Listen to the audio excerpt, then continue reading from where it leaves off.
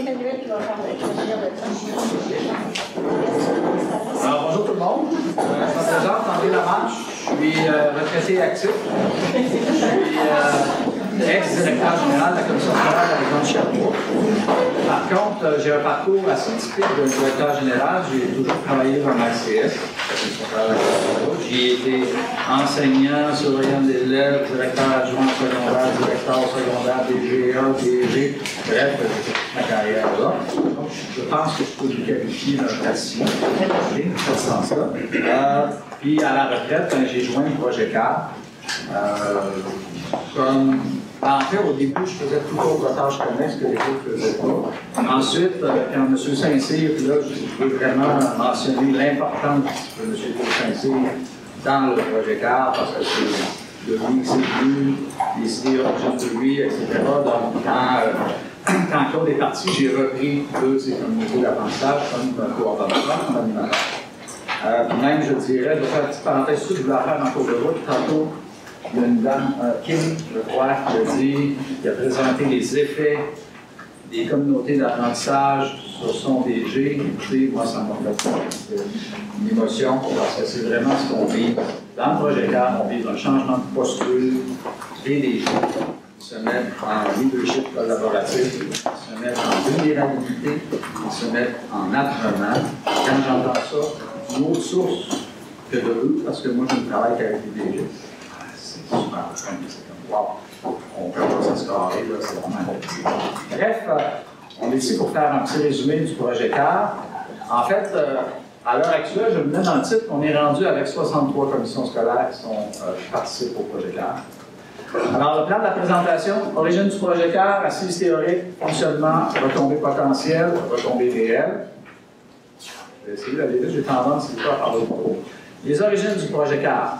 En fait, je l'ai dit, il y a M. Saint-Cyr, au départ, qui avait une vision très influencée par ce qui se passait en Ontario. Il avait été visité en Ontario et il en a fait part. Il a commencé à travailler avec la Fondation Lucie André Chagnon et avec la GIEC, qui est l'Association des directeurs généraux de commission scolaire.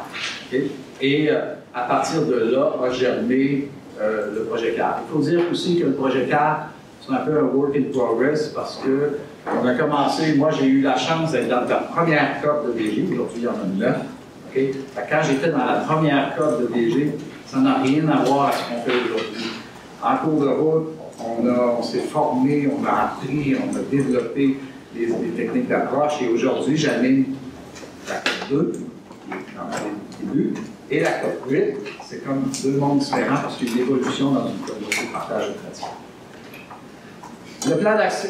L'objectif du projet CAR, en fait CAR, je ne l'avais pas dit, mais c'est de collaborer, apprendre, réussir. Et ce que ça vise, c'est l'amélioration de la réussite des élèves au Québec.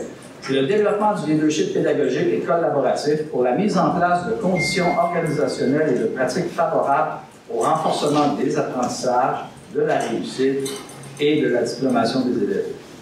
Il y a deux facteurs qui sont super importants, ça découle beaucoup de la recherche. Là, je vais citer Foulard, entre autres. Mais il y a Marzano, il y a Anti, il y en a plein d'autres qui sont dans ce sens-là. C'est la collaboration et le leadership. Okay? Et ce qu'on observe dans la recherche, c'est qu'avec les pratiques collaboratives, il y a généralement une grande amélioration des résultats des élèves. Les objectifs des deux partenaires, parce qu'on a deux visions différentes. Dans le projet CAR, il y a la DGEC qui vise outils de développement professionnel, appuyer la mise en œuvre des PVER, nos amis européens peut-être, c'est des plans d'engagement vers la réussite. Chaque commission scolaire doit avoir ça et chaque école doit avoir un projet d'éducation. Ici, du Québec, ça.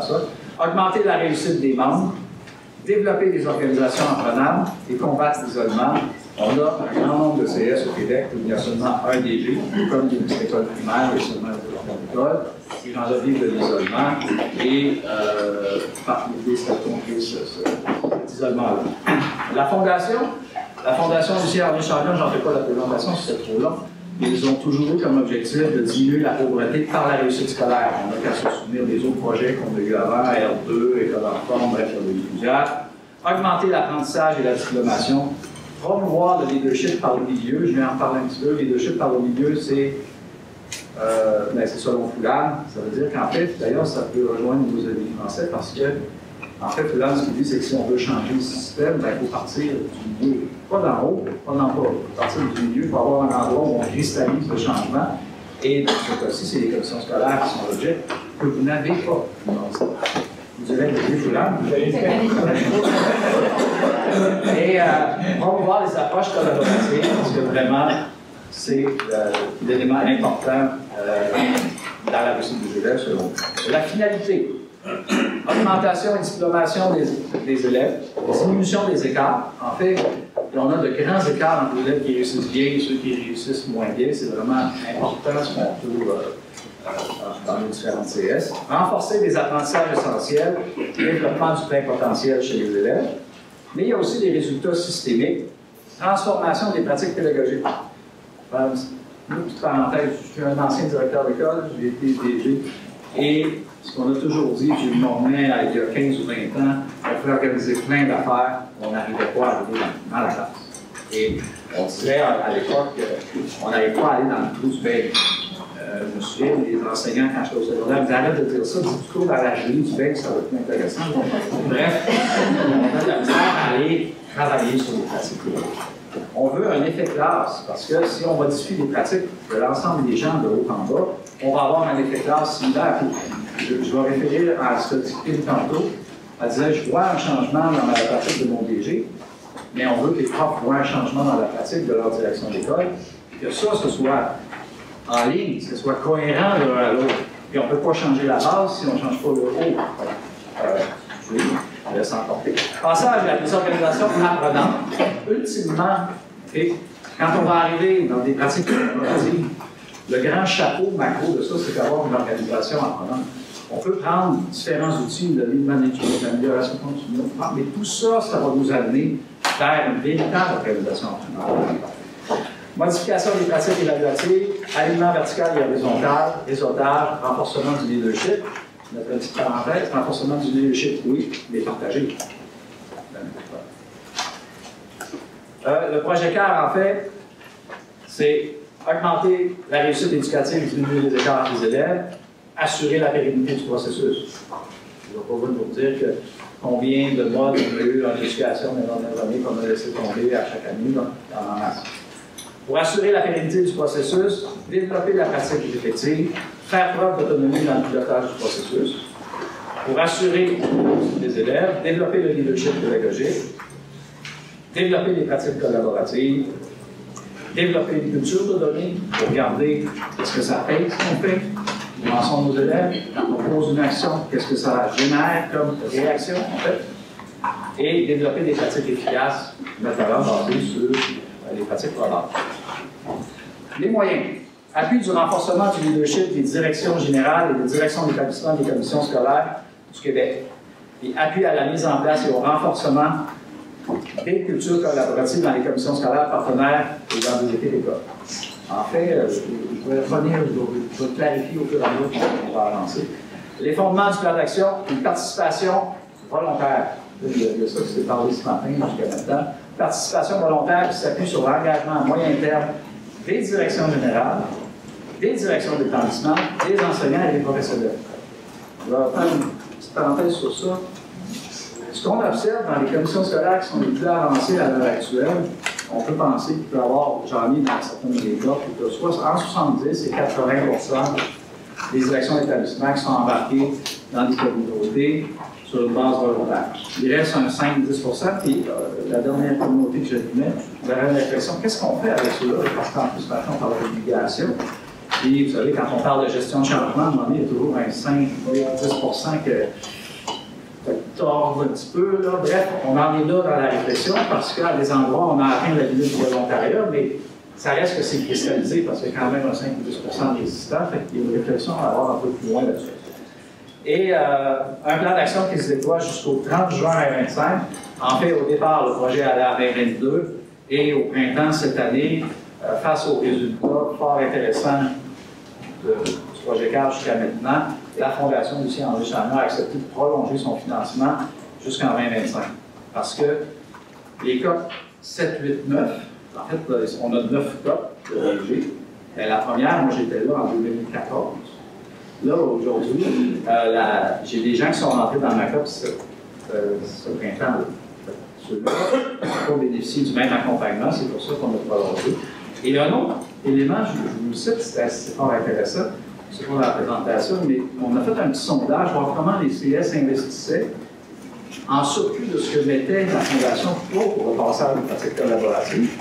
On a fait un sondage pour l'année passée, et il y a 41 CS qui ont répondu sur 61 à ce moment-là, et on avait 21 millions d'investissements juste pour une année à l'ensemble des CS. C'est pas rien, là. Et c'est donc dire qu'aujourd'hui, on parle plus du projet cadre, on parle du mouvement cadre, parce que ça a vraiment fait boule de neige. Les visées du plan d'action, pratique collaborative, pratique effective, approche par réseau, monitorage de la réussite, utilisation des pratiques efficaces. Ça, c'est notre leitmotiv, c'est ça qu'on fait. Okay? C'est ça qu'on vise. Et je vais revenir un petit peu plus tard avec les différents paliers. On a un conseiller, en fait, qui a déterminé son contrat, je crois. Mais on a un conseiller, Michael Foulan, qui est doyen émérite de l'Institut des études pédagogiques de l'Ontario, auteur prolifique sur le leadership et les changements de système d'éducation, consultant auprès du ministère de l'Éducation de plusieurs États et de congrès scolaires. Maintenant, il se promène partout dans le monde. Puis, conseiller de la Fondation Lucien-André Chagnon, en fait, le départ de la mise en place du projet CAR, c'est vraiment venu de discussions avec Michael, la DGEC, la Fondation, tous ces gens-là. Ça a vraiment fait une création collective, je vais le mettre un peu comme ça, pour arriver à ce qu'est aujourd'hui le projet. Les convictions partagées, et c'est très important, la première affaire, c'est que tous les élèves peuvent apprendre et réussir. Malheureusement, on a beaucoup d'endroits où on va dire il y a ceux-là et les autres. Okay? C'est pas comme ça qu'on l'aborde, c'est tout le monde de réussir. Le développement de l'expertise des directions et des enseignants en lien avec le renforcement des apprentissages des élèves constitue le meilleur investissement dans un système scolaire. C'est les gens qui sont sur le terrain. Les directions et les enseignants, c'est eux qui font la différence. Il faut leur donner des outils, il faut leur donner des moyens de faire, il faut les sortir de l'isolement, mais c'est eux qui disposent de la connaissance et de la capacité de faire. Tous les employés d'une école sont responsables collectivement de la réussite de tous les élèves de leur école. Ça paraît simpliste comme phrase, c'est souvent un grand pas qu'on en fait dans les unités, c'est ce qu'on voit. C'est quand la direction de l'établissement arrive à faire dire à tous ses enseignants, c'est pas c'est nos élèves. Les 624, 200 ou 50 dans notre école, pour tous les enseignants, c'est nos élèves. Alors, quand on arrive à ça, on casse aussi la question du silo parce que dans des écoles qui sont très collaboratives, très performantes, l'élève n'appartient pas nécessairement à une classe. On peut se l'échanger, on peut choisir des actions avec cet élève-là dans un autre modèle d'organisation parce que c'est mon élève aussi. Il est dans ta classe, mais c'est bien avec. Et chaque employé doit visiter. Tous les employés des écoles sont responsables collectivement de la réussite de tous les élèves de leur école. On le dit souvent, on le dit tout le temps, mais est-ce qu'on le fait tout le temps? Ça, c'est une autre chose. Et chaque employé doit viser et diminuer les écarts d'apprentissage et de réussite entre les élèves. En fait, c'est comme une position ferme que les gens doivent adopter à l'intérieur du mouvement cadre. L'importance du leadership et des cultures de collaboration. Les directions générales des commissions scolaires sont les premiers acteurs des changements organisationnels en lien avec la réussite scolaire des élèves. Leadership comme the middle, c'est ce que Foulan préconise. Dans le fond, ça prend une entité qui supervise, qui organise, qui s'assure d'une certaine uniformité, de la façon dont on va modifier nos milieux d'enseignement. Et ça prend une certaine cohérence. Ça prend une cohérence qui part du ministère de l'Éducation, parce que, heureusement, maintenant, on a une politique sur la réussite prospective, etc., qui descend dans nos plans d'engagement vers la réussite qui sont aux commissions scolaires. Et ce plan d'engagement vers la réussite-là est mené par la commission scolaire, par des actions qui s'articulent par les projets éducatifs. Mais la commission scolaire a un rôle de leader là-dedans pour amener l'école, pour animer, pour favoriser cette transformation-là. Les directions d'établissement sont des acteurs du système, des agents de changement et des leaders des apprentissages dans leur établissement. Je vais revenir encore au petit commentaire de Kim. On vise que les enseignants disent de leur directeur d'école, ils s'assoient avec nous dans la communauté d'apprentissage pour identifier, maintenant, je ne sais pas, les enseignements essentiels et les méthodes d'évaluation, il ne s'assoit pas comme un expert. Il s'assoit simplement probablement avec nous et il cherche des solutions avec nous. On s'attend à ce que les gens disent mon directeur d'école est prêt à se mettre en déséquilibre pour travailler avec nous. Et on en a beaucoup qui le font maintenant. On est rendu là. Et la seule façon qu'on peut avoir ça, c'est quand le directeur l'observe, que son DG, que l'enseignant l'observe, et son directeur. Assise théorique, en fait, je vais faire une petite parenthèse là-dessus aussi importante. Il y a une série de manuels, okay? On en a une douzaine, des livres qui ont été traduits, leadership moteur, communauté d'apprentissage professionnel, données d'observation et gestion de l'apprentissage, la cohérence, très intéressant, la cohérence, apprendre par l'action, c'est pas mal celui qui score fort ces temps-ci, de tantôt. Premier pas, art d'espoir, le leadership scolaire, apprentissage en profondeur, l'apprentissage visible pour les enseignants, quelle école pour demain. Ces livres-là ont été mis à la disposition de l'ensemble des directeurs d'école et des cadres scolaires. Et actuellement, je vais vous dire, d'où mon expérience de quelques années dans les commissions scolaires, quand tu vois les directions d'école qui arrivent à une rencontre avec deux livres de Martine Leclerc, avec plein de post-it dedans, hein, et là, ils viennent s'asseoir et ils veulent jaser de collaboration. On est à un autre niveau. On a passé une coche plus haute qu'avant. La quantité de ces manuels-là qui sont en circulation, là maintenant même on est obligé de restreindre, c'est cher. Mais, et puis je dois vous dire, on a les deux extrêmes. Il y a des gens qui ont pitché ça dans le CCG sans l'allumer, mais il y a des gens aussi qui ont fait des cours de lecture, qui ont fait des développements, qui font des analyses, qui font des résumés. Bref, il y a des choses qui sont super intéressantes et je vous dis, moi, c'est un des éléments qui est le plus frappant. Quand j'étais directeur d'école, on ne s'assoyait pas avec d'autres des différents que les gens commencent à maîtriser dans l'ensemble. Et je dirais que j'ai accueilli dans ma COP la semaine passée un nouveau membre. Il arrivait d'une CS qui ne faisait pas partie du projet CAR. Il n'avait jamais eu d'accès à ces livres-là. Il s'est assis une journée et demie avec les autres. Tout le monde a fait des références. Ouais, non, on dit ça, on dit ça, peut-être. Il était perdu après la première journée. Qu'est-ce qui se passe? Et là, on s'est assis avec un des membres de la COP qui a dit OK, en sortant d'ici, tu commandes les 12 livres. Et voici, je te fais un plan de lecture. Tu commences par Martine Leclerc. Tu passes à lui, tu passes à lui. Le soir même, il m'a envoyé la commande de livres. Il est rendu, puis parce qu'il dit wow, je manque quelque chose. C'est super intéressant. 3 paliers, je ne sais pas si ça sort bien, mais en fait, si on prend à gauche complètement le défi du rehaussement des résultats du système d'éducation.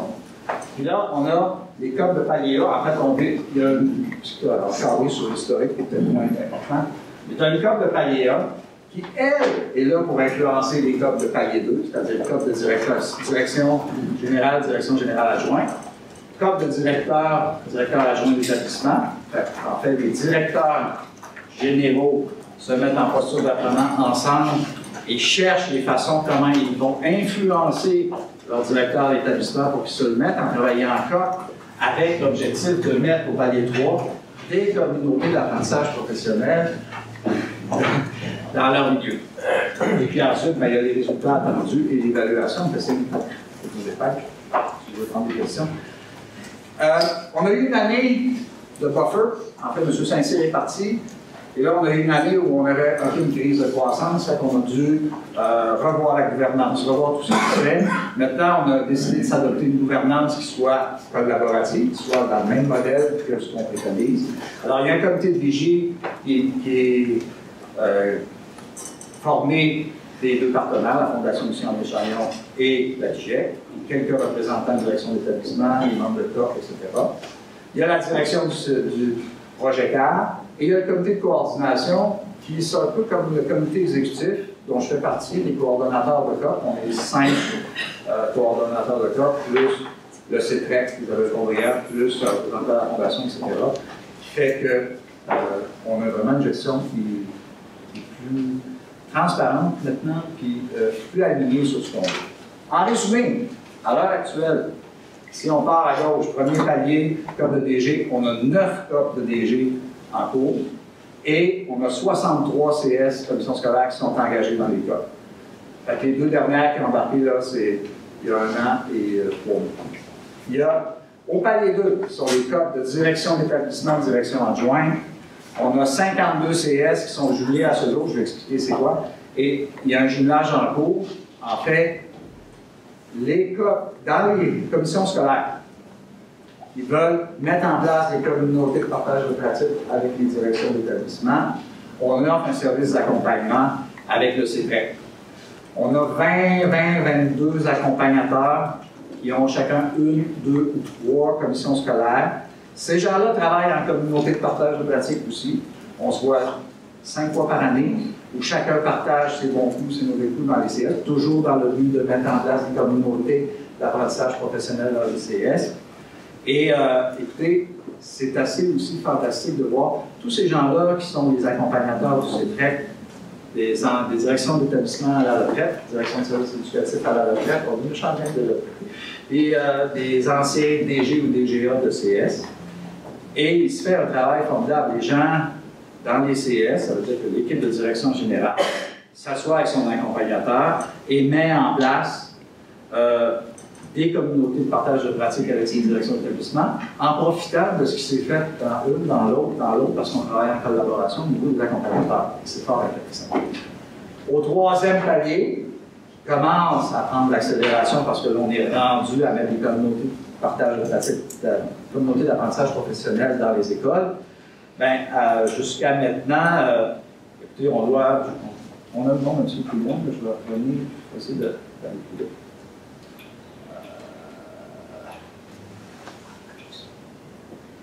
Il me semble que c'est près de 500 communautés d'apprentissage à l'heure actuelle. En fait, je vais aller plus vite sur ces deux paliers-là. OK, au palier 3 dans les écoles. Juste pour vous décrire un peu ce qu'on a, l'attente qu'on a à l'intérieur des écoles. L'équipe école, elle doit décider qu'est-ce qu'on veut que les élèves apprennent. Vous savez, on a beaucoup de curriculum dans un curriculum au Québec, mais il n'est pas toujours appliqué également, que ce soit dans les classes, que ce soit dans les écoles, que ce soit dans les CS. Chaque école a quand même une marge de manœuvre à l'intérieur du curriculum. Ils peuvent décider c'est quoi les apprentissages essentiels qu'on fait dans cette école-là en particulier et qu'est-ce qu'on choisit de prioriser nous autres.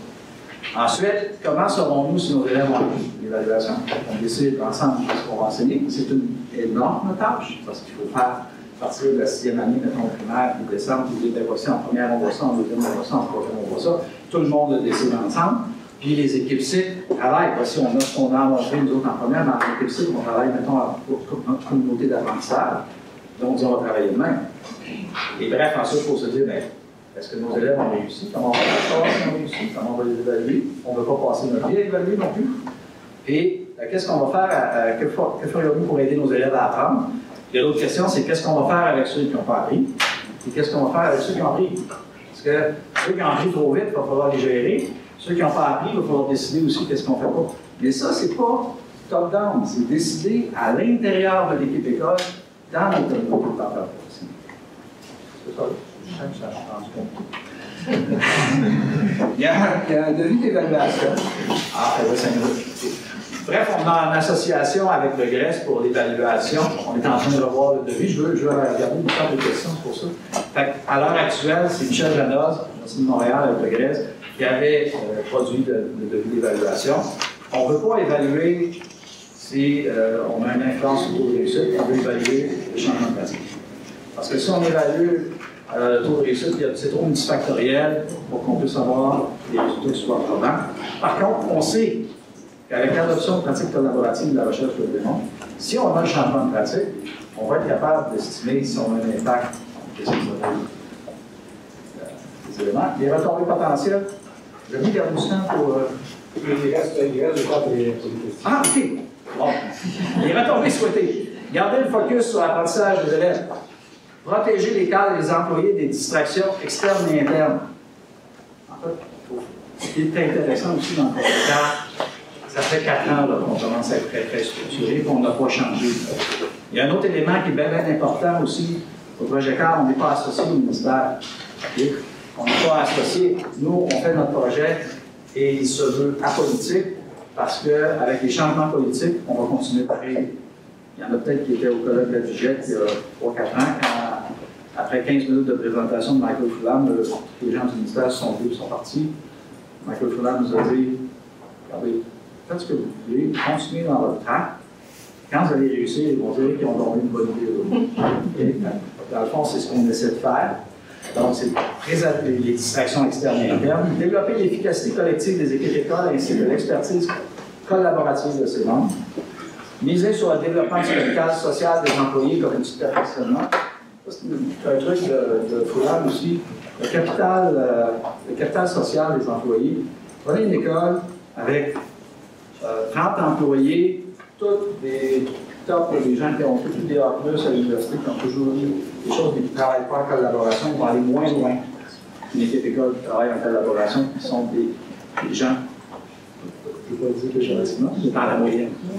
Et c'est très important comment l'effet collaboratif a un impact sur la réussite beaucoup plus que sur la valeur individuelle de chacun des membres. Prendre des décisions pour l'enseignement à partir d'analyses de données provenant de l'apprentissage et de la performance des élèves. Il faut mesurer. Il faut savoir ce qu'on fait avec cette. Mettre l'accent sur l'apprentissage et les pratiques déjà maîtrisées par des pairs. Utiliser ce qu'on fait bien avant d'aller voir ailleurs. Faire du benchmarking aussi. Cette manière de fonctionner permet un meilleur alignement des interventions et des ressources en vue de favoriser la réussite des élèves, autant dans une perspective d'école que une perspective CS. Les retombées réelles, c'est ça que je cherchais tantôt. Au palier 1, 135 DG ou DGA répartis dans 9 cas. On a 2 niveaux, on a 137.